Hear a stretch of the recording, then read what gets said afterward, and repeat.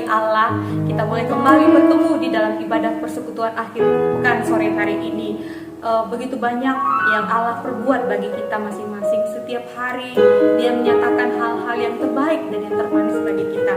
Hari ini kita mau memuji nama Tuhan, kita mau bersyukur kepada Allah kita yang hidup atas segala kemurahan dan kebaikannya. Kita mau datang ke hadirat Tuhan, meninggikan namanya dengan sukacita, dan kita juga mau untuk meninggalkan sejenak mungkin ada beban, kesedihan, atau apapun yang mungkin menimpa teman-teman. Kita mau melepaskan itu pada hari ini supaya kita boleh merdeka memuji nama Tuhan dan menikmati hadirat Allah. Dari kertas lagu nomor 1, kita angkat lagu pujian yang pertama, Datang ke Hadirat Tuhan dengan hati yang penuh sukacita.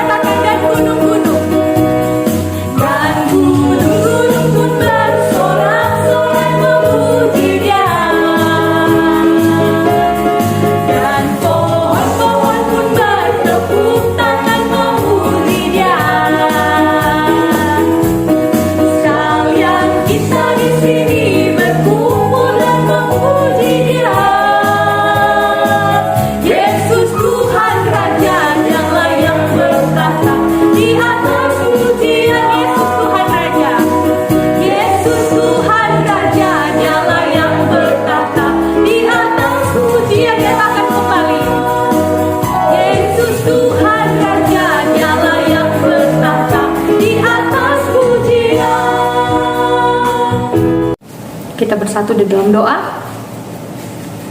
Syukur bagimu Allah kami yang hidup, Allah yang penuh kasih dan yang mengasihi kami. Kami bersyukur kepadamu ya Tuhan buat hari ini. Engkau menyatakan kebaikanmu, kemurahanmu dan kebesaranmu bagi kami. Kami ada hingga hari ini oleh karena kebesaran Tuhan, oleh karena kekuatan, oleh karena pertolongan Tuhan hari lepas hari bagi kami. Kami sungguh bersyukur kepadamu Tuhan untuk nafas hidup yang boleh kami nikmati dari Tuhan. Pada hari ini kami boleh datang kembali di hadirat Tuhan. Kami mau memuji, meninggikan nama Tuhan. Kami mau menghampiri tahta kemuliaan Allah yang kudus. Oleh sebab itu ya Allah, Engkau Allah yang maha tahu, yang mengenal setiap kami anak-anak Tuhan. Biarlah kiranya Engkau Allah kami yang menguduskan, menyucikan tubuh roh dan jiwa kami dari setiap keberadaan kami akan kelemahan dan keterbatasan kami di hadapan Tuhan. Agar hal itu pun ya Allah tidak menjadi satu hal yang menghalangi kami untuk merdeka memuji Tuhan. Biarlah Engkau mengangkat setiap beban kami, Engkau memulihkan hati kami, Engkau memberikan kesegaran bagi jiwa kami, sehingga kami boleh melihat kemuliaan Tuhan nyata di dalam hidup kami, bahkan lewat pujian, penyembahan, bahkan firman Tuhan yang akan kami dengarkan bersama-sama. Biarlah roh Tuhan yang akan terus menuntun kami ya Tuhan, mengajari kami pribadi lepas pribadi, sehingga kami sungguh menikmati hadirat Tuhan lewat ibadat pada sore hari ini. Ajari kami ya Tuhan Yesus, supaya mata kami, pikiran kami tertuju hanya kepada Tuhan. Dan kami menyerahkan pelayanan kami pada sore hari ini dari hamba-hambamu yang akan melayani pada sore hari ini, bahkan hamba-hambamu juga yang mengikuti ibadah pada sore hari dimanapun kami berada, agar Engkau Tuhan yang boleh memimpin dan memberkati kami satu rumah ke rumah yang lain ya Tuhan. Engkau menuntun kami sehingga kami boleh menikmati kebesaran Tuhan dan menikmati hadirat Tuhan di dalam ibadah ini ya Tuhan, dari awal, pertengahan hingga akhirnya. Dan Engkau sajalah yang dimuliakan dan ditinggikan untuk selama-lamanya. Di dalam nama anak-Mu Kristus Yesus, Tuhan Allah yang hidup, kami berdoa dan bersyukur kepadamu. Amin. Kita akan membaca firman Tuhan dari Roma 5 ayat yang pertama hingga ayat yang ke-8. Demikianlah firman Tuhan. Sebab itu, kita yang dibenarkan karena iman, kita hidup dalam damai sejahtera dengan Allah oleh karena Tuhan kita, Yesus Kristus. Oleh Dia kita juga beroleh jalan masuk oleh iman kepada kasih karunia ini. Di dalam kasih karunia ini kita berdiri dan kita bermegah dalam pengharapan akan menerima kemuliaan Allah. Dan bukan hanya itu saja, kita malah bermegah juga dalam kesengsaraan kita. Karena kita tahu bahwa kesengsaraan itu menimbulkan ketekunan, dan ketekunan menimbulkan tahan uji, dan tahan uji menimbulkan pengharapan. Dan pengharapan tidak mengecewakan, dan karena kasih Allah telah dicurahkan di dalam hati kita oleh Roh Kudus yang telah dikaruniakan kepada kita. Karena waktu kita masih lemah, Kristus telah mati untuk kita orang-orang durhaka pada waktu yang ditentukan oleh Allah. Sebab tidak mudah seorang mau mati untuk orang yang benar, tetapi mungkin untuk orang yang baik ada orang yang berani mati. Akan tetapi Allah menunjukkan kasih-Nya kepada kita oleh karena Kristus telah mati untuk kita ketika kita masih berdosa. Allah terlebih dahulu telah mengasihi kita. Allah sudah menunjukkan kasih-Nya dan sudah membuktikan cintanya kepada kita. Selayaknya kita untuk mengasihi Yesus Allah kita lebih lagi dan lebih lagi, dengan rasa syukur di hadapan Tuhan bahwa benarlah Yesus Raja Damai yang telah menyelamatkan kita manusia. Dia Tuhan yang penuh kasih, yang sudah memberikan hidup bagi saudara dan saya. Kita layak memuji Dia, meninggikan Dia di tempat yang maha tinggi. Kita angkat lagu pujian kita, Oh Yesusku,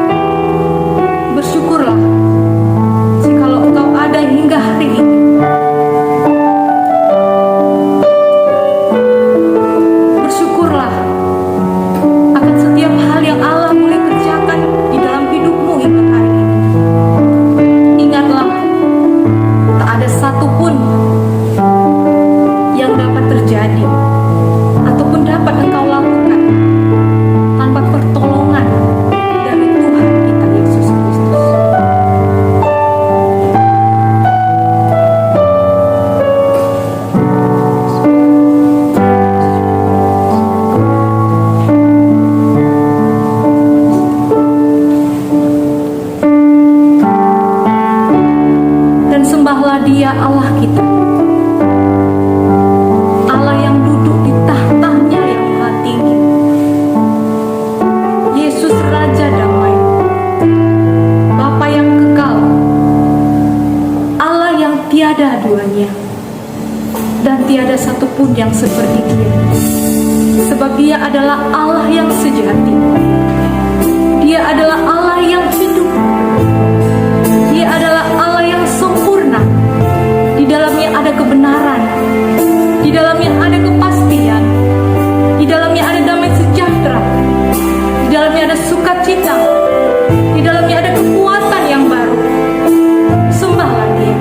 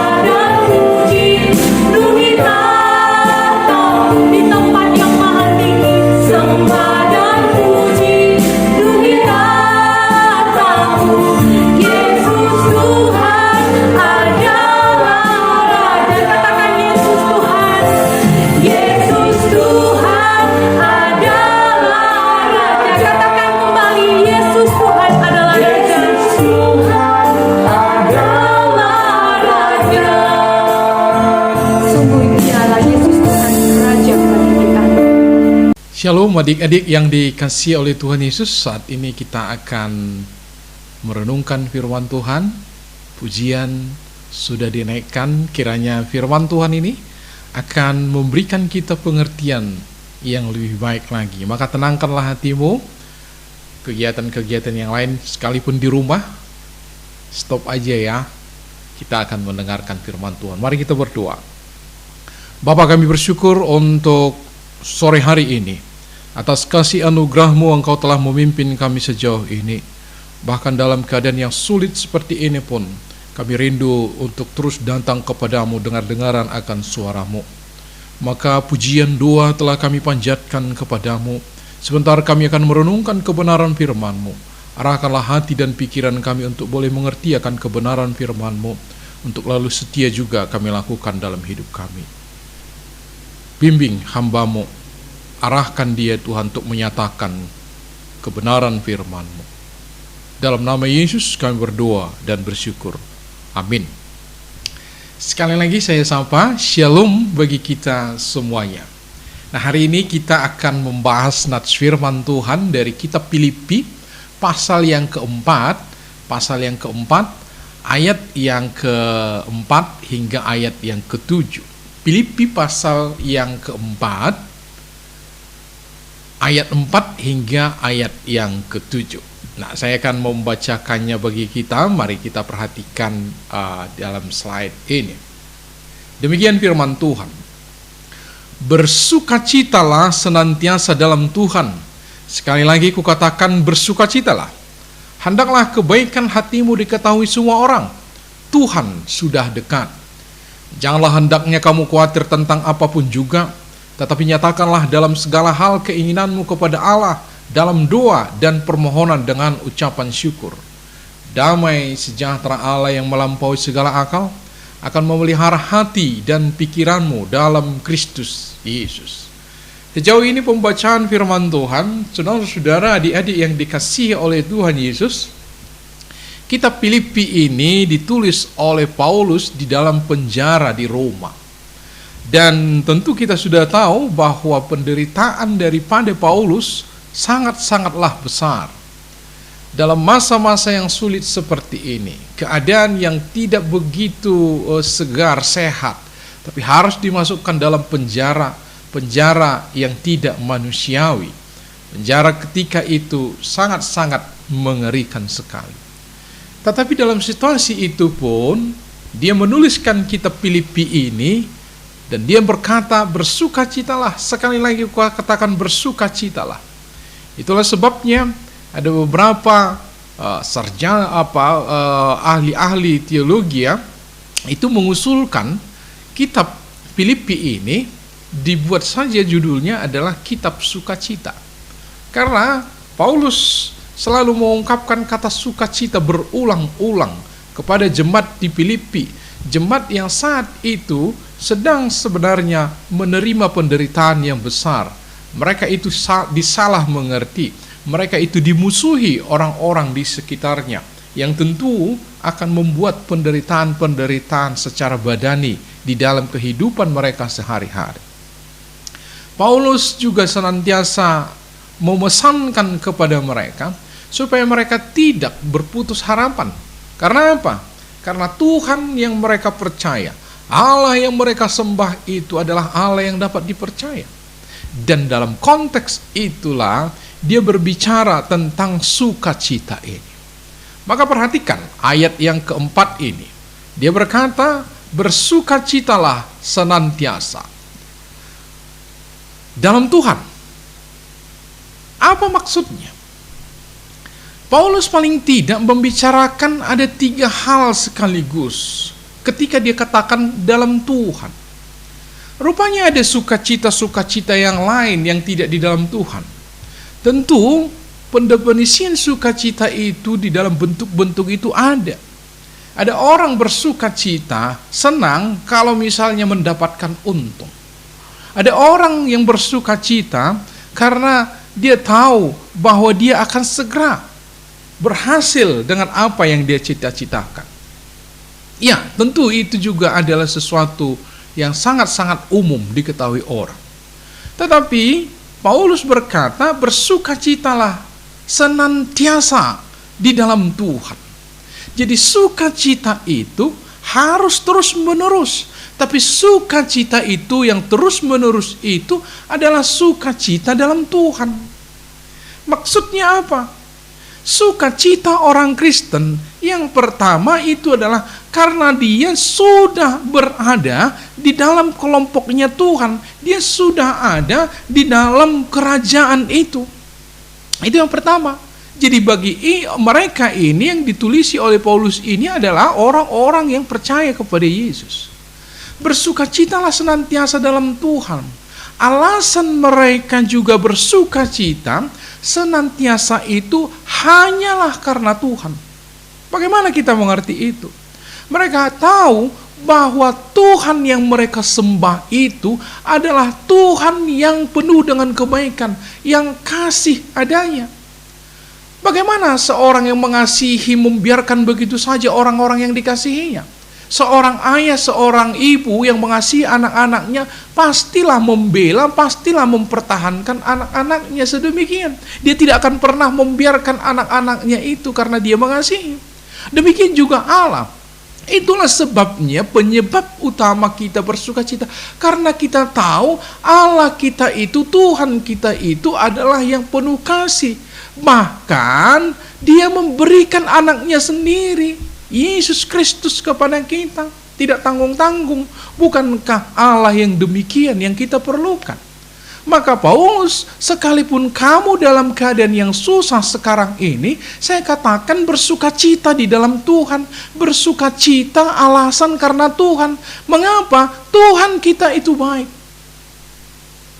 Lalu Paulus juga tidak hanya tentu ingin menggambarkan Tuhan yang baik. Bersukacita dalam Tuhan harus kamu tahu bahwa Tuhan yang kamu sembah itu adalah Allah yang punya segala-galanya, yang baginya tidak ada yang mustahil. Bukankah ini akan membuat kita merasa nyaman? Ada oknum, saya katakan oknum demikian, yaitu Allah yang ditunjukkan oleh Paulus. Dia adalah Allah yang penuh kasih, yang segala-galanya diberikan kepada kita. Miliknya yang paling berharga, yang paling dikasihinya, yaitu Yesus Kristus pun dikorbankan bagi kita sebagai tanda kasihnya kepada kita. Tetapi bukan hanya mengasihi, dia Allah yang mampu melakukan segala sesuatunya. Tidak ada yang mustahil bagi dia, apapun bisa dia lakukan. Maka ketika anak-anaknya itu mengalami penderitaan, maka kita harus mengerti itu pun sebenarnya dalam keadaan diizinkan oleh Tuhan karena ada maksud baik. Maksud baik di dalam hal duka cita, iya. Maksud baik di dalam duka cita. Lalu kamu harus merasa nyaman. Tidak perlu takut karena Tuhan punya rencana di dalam semuanya itu. Itulah sebabnya dikatakan bersukacitalah senantiasa dalam Tuhan. Bersukacita karena kita sudah di dalam Tuhan. Bersukacita karena kita mengenal Allah. Allah yang penuh kasih sekaligus Allah yang maha kuasa. Dan tentu maksudnya, bersukacitalah demi kemuliaan Tuhan. Kita ini bersukacita bukan alasan-alasan duniawi, kesenangan-kesenangan kita saja, bukan. Tapi bersukacita karena sekalipun duka cita terjadi, sekiranya itu menjadi kemuliaan Tuhan. Jadi kalau kita bersukacita dalam keadaan apapun, supaya Tuhan dimuliakan, itulah yang dimaksudkan. Jadi kamu dari sisimu tidak perlu takut. Karena dia mengasihimu dan dia Allah yang maha kuasa. Tetapi bukan hanya semata untuk dirimu kamu pikirkan. Sukacitamu di dalam Tuhan itu harus menjadi kemuliaan bagi Tuhan. Maka Paulus menekankan sekali lagi. Sekali lagi kukatakan, bersukacitalah. Jadi Paulus seperti menekankan, tidak ada pilihan lain. Bersukacitalah. Kamu sudah ada dalam Tuhan. Senantiasa bersukacita karena kamu sudah dijamin oleh apa? Penguasa segala sesuatunya. Bahkan sampai kekekalan pun engkau dijamin oleh Tuhan yang demikian. Apakah ada yang merebut sukacita kita lagi? Saya harap tidak. Yang kedua, Ayat yang keempat yang ayat yang kelima maksud saya dikatakan demikian. Hendaklah kebaikan hatimu diketahui semua orang, Tuhan sudah dekat. Ada hal-hal yang menjengkelkan dari sekitar mereka. Mereka selalu disalah mengerti, dan disalah mengerti itu bukan hanya digosipin, bukan, tetapi sampai tindakan-tindakan untuk mencelakakan mereka, menganiaya mereka, memenjarakan mereka. Lalu apakah Paulus berkata, kalau demikian kamu harus balas? Tidak. Justru di dalam seperti inilah disebutkan oleh Paulus, hendaklah kebaikan hatimu diketahui semua orang, Tuhan sudah dekat. Yesus pernah menceritakan itu supaya terang kita bercahaya, dan supaya terang itu dilihat oleh orang lain, yaitu kebaikanmu. Lalu apa katanya? Supaya Bapamu yang di sorga dimuliakan. Nah, kita harus mempertunjukkan kepada dunia yang penuh dengan kebencian ini, yang selalu memusuhi kita, tidak satu pun di antara mereka yang tidak mendapatkan kebaikan daripada kita. Kita harus menunjukkan selalu bahwa orang Kristen itu berbeda. Musuh penganiayanya sendiri pun dikasihinya. Supaya orang mengetahui, semua orang mengetahui kebaikan kita. Jadi tidak akan pernah kesal dan tidak akan pernah kecewa orang-orang di dalam Tuhan. Mereka itu harus selalu berbuat baik. Nama Tuhan dipermuliakan. Adik-adik yang dikasihi oleh Tuhan Yesus, mungkin kamu banyak mengalami penderitaan, atau mungkin kamu banyak mengalami pergumulan karena orang lain. Kamu harus terus berbuat baik. Supaya apa? Supaya mereka tahu orang-orang Kristen itu adalah penuh kasih. Dan pada ujungnya apa? Bapamu yang di sorga akan dimuliakan.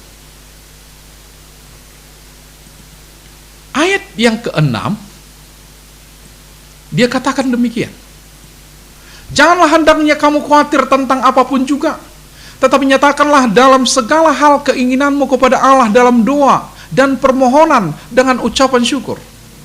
Nah, sekarang mulai Paulus membawa bagaimana mereka keluar daripada kekhawatiran-kekhawatiran yang tadi, yang mengancam tadi, bukan hanya mengancam ekonomi mereka, tetapi bahkan sampai mengancam nyawa mereka. Bagaimana? Ini kamu punya Tuhan yang mengetahui segala sesuatu, Tuhan yang peduli lagi, bukan hanya mampu melakukan segala sesuatu, tapi peduli kepadamu. Yesus pernah mengajarkan itu. Mana ada seorang bapa memberikan ular kepada anaknya yang meminta ikan, atau batu kepada anaknya yang meminta roti? Apalagi lah Bapamu yang di sorga. Ini semakin mempertegas, kita tidak perlu ragu, tidak perlu sanksi, tidak perlu khawatir, tidak perlu kita ini menjadi merengut, tetapi bersukacitalah. Karena Bapa kita, Tuhan kita adalah Allah yang mampu melakukan segala sesuatu, dan Dia adalah Allah yang penuh kasih.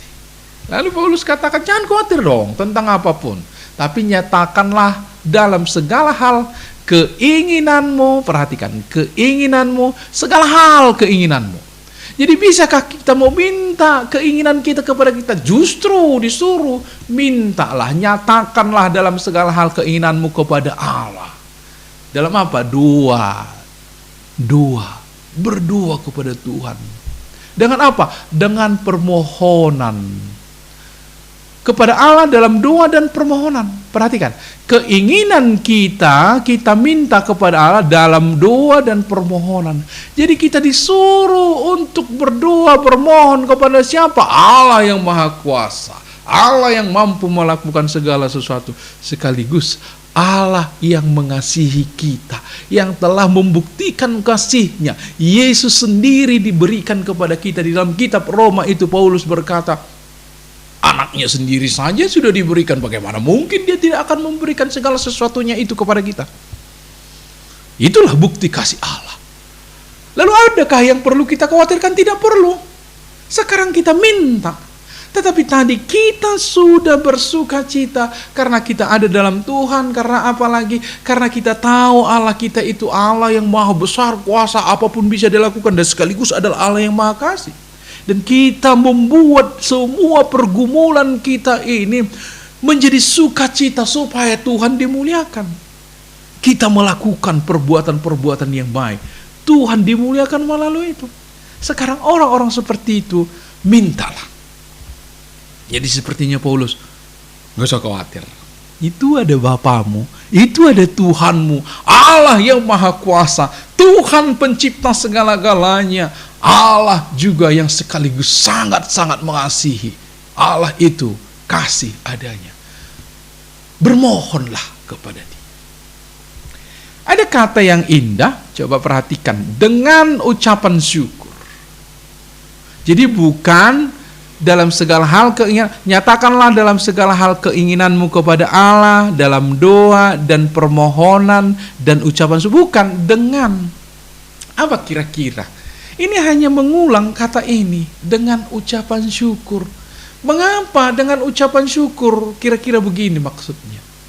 Karena kita tahu Dia adalah Allah yang maha baik.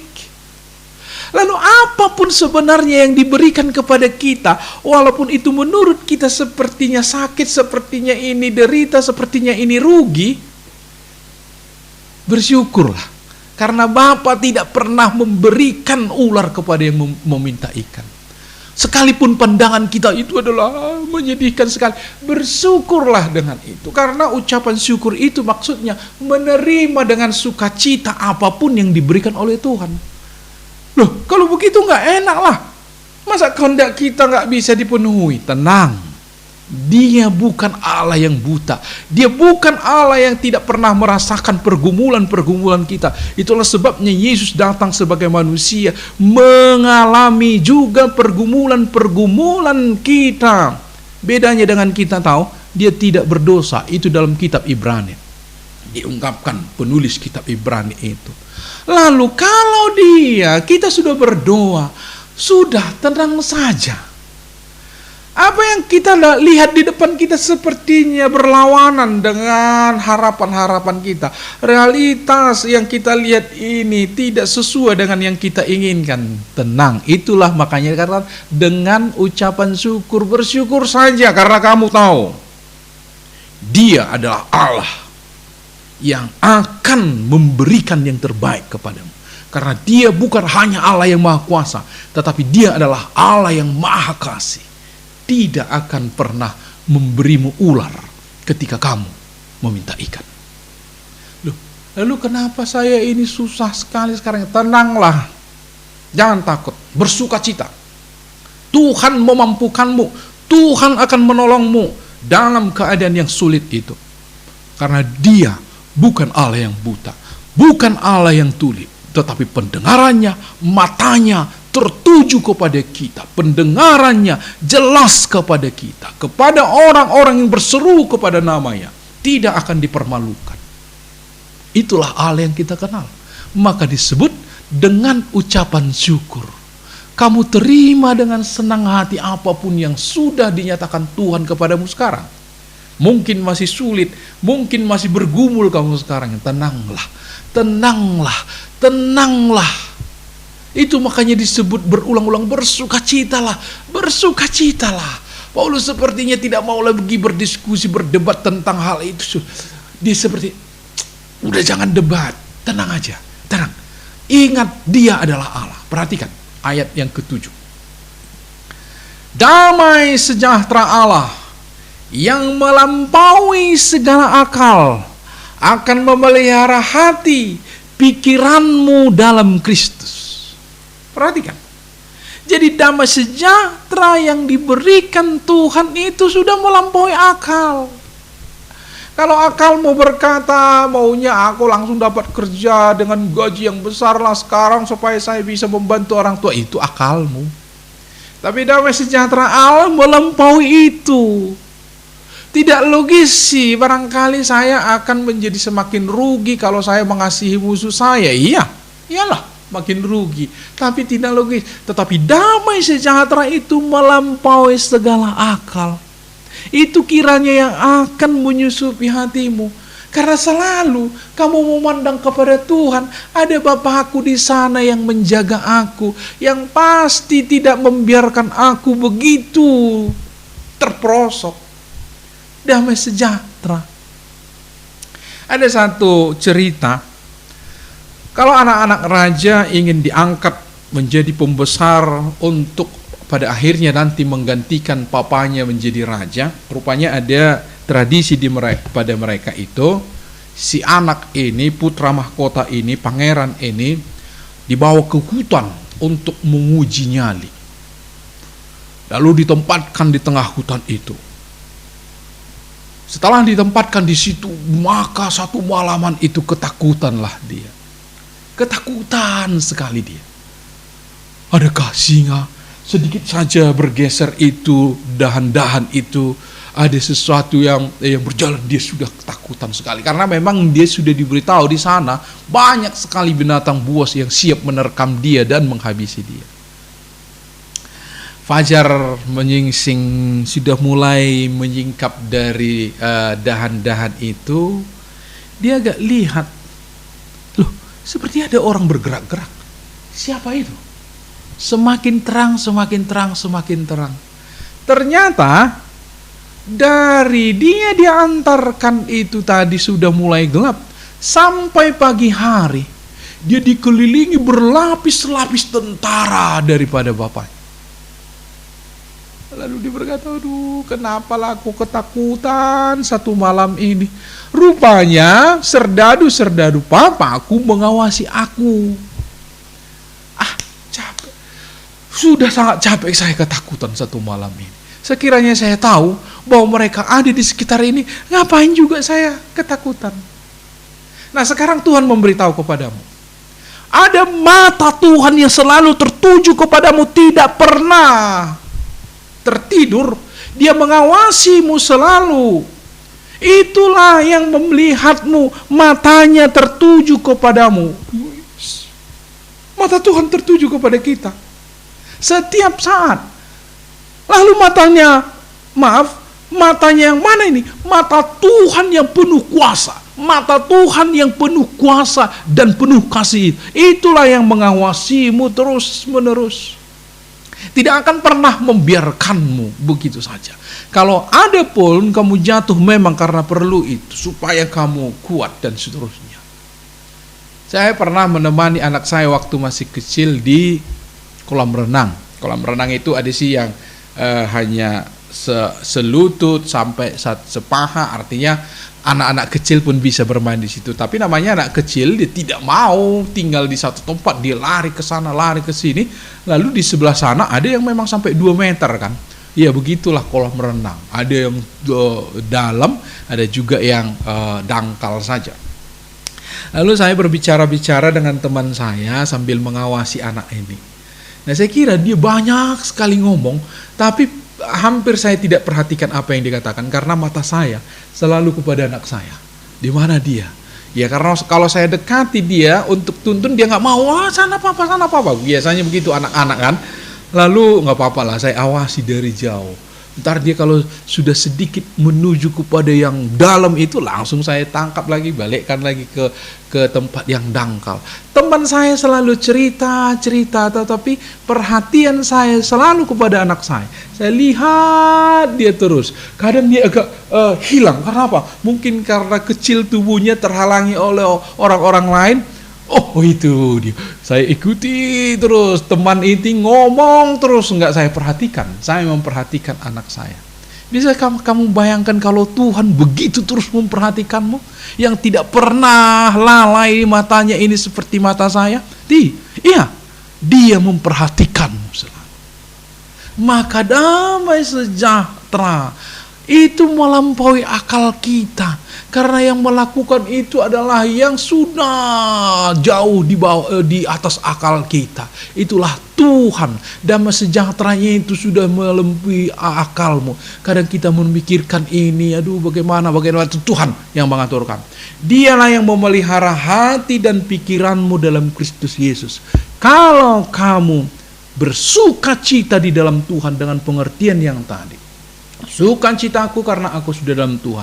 Sukacitaku terjadi karena apa? Aku mengenal Allahku adalah Allah yang penuh kebaikan, Allah yang penuh kasih, dan sekaligus Allah yang maha kuasa, yang baginya tidak ada yang mustahil.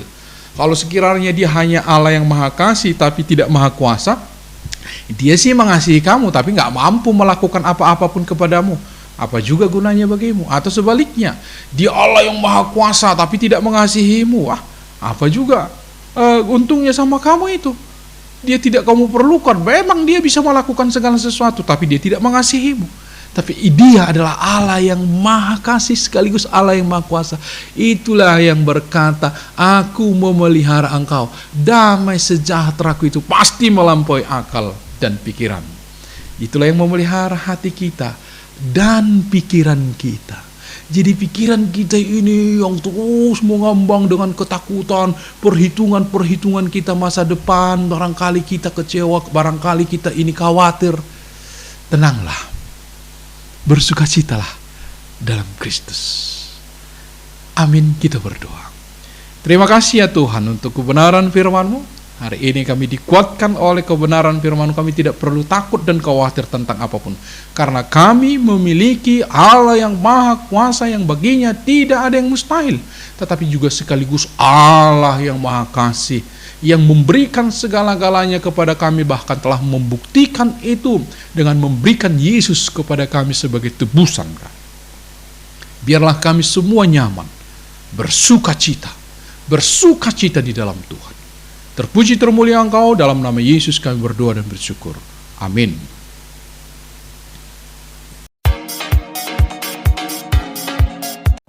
Shalom bagi kita semua, saya harap kita semua dalam keadaan sehat dan sukacita. Nah, ada kabar gembira nih, Tuhan akhir pekan akan mengadakan ibadah secara tatap muka yang dilakukan 16 Oktober 2021 pada jam 5 sampai dengan selesai. Nah, tapi ada syarat-syarat yang harus diikuti, yaitu pesertanya hanya sebanyak 25 orang dan mengikuti prokes. Nah, bagi teman-teman yang mau ikut beribadah secara tatap muka, silakan ikuti pendaftaran melalui grup persekutuan akhir pekan Komisi Pelayanan Pemuda dan Mahasiswa. Nah, buat teman-teman yang tidak dapat masuk ke ibadah persekutuan akhir pekan secara tatap muka, kami juga menyediakan 2 media bagi teman-teman bisa mengikuti secara YouTube dan juga bisa mengikuti secara Zoom. Nah, silakan cepat-cepat daftar. Oke, demikian informasi kita pada hari ini. Sampai berakhir pekan, Tuhan Yesus memberkati.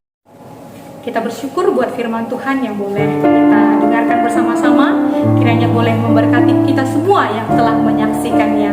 Dan saat ini kita akan mengumpulkan persembahan kepada Allah kita yang sudah menyatakan kasih-Nya bagi kita. Biar itu kita boleh berikan dengan segala rasa syukur kita ke hadapan Tuhan. Dan saat ini kita akan mengakhiri ibadah kita pada sore hari ini. Firman Tuhan sudah dinyatakan bagi kita semua. Biarlah kasih Allah terus melimpah bagi kita dan damai sejahtera Tuhan melekat bagi kita, dan juga kita beritakan kepada sesama supaya kita pun boleh menyatakan kasih Allah yang benar-benar membawakan damai dimanapun kita berada. Kita mau memuji Tuhan, kita mau katakan Hafenu Shalom Aleichem, Hafenu Shalom Aleichem. Ku bawa berita sejahtera, ku bawa berita sejahtera.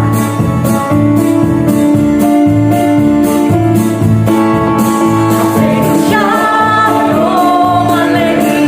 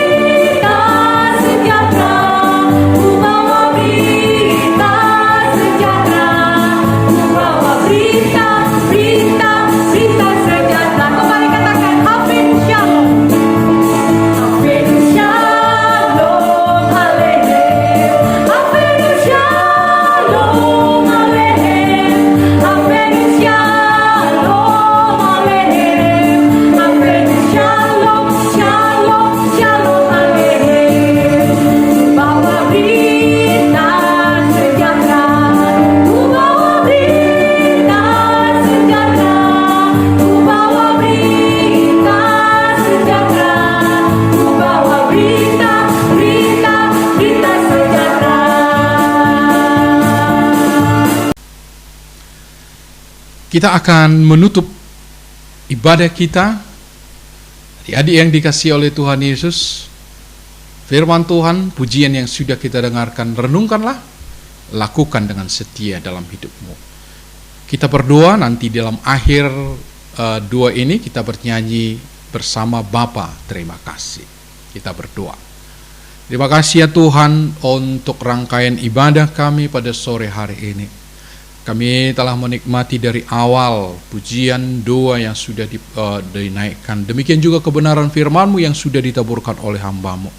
Kiranya kami semua menjadi orang yang bersuka cita, orang yang senantiasa mengandalkan Tuhan, tidak pernah kecewa akan semua tindakan-tindakan Tuhan. Karena kami tahu di balik semuanya itu, Tuhan merancangkan yang terindah dan terbaik dalam hidup kami.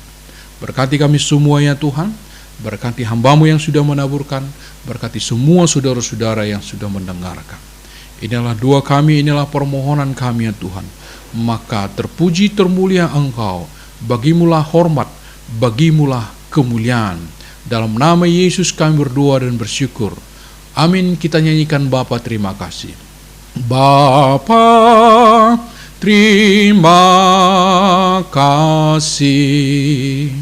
Bapa terima kasih, Bapa di dalam surga, ku beri terima kasih.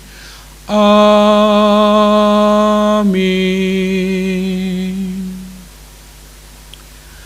Amin. Shalom.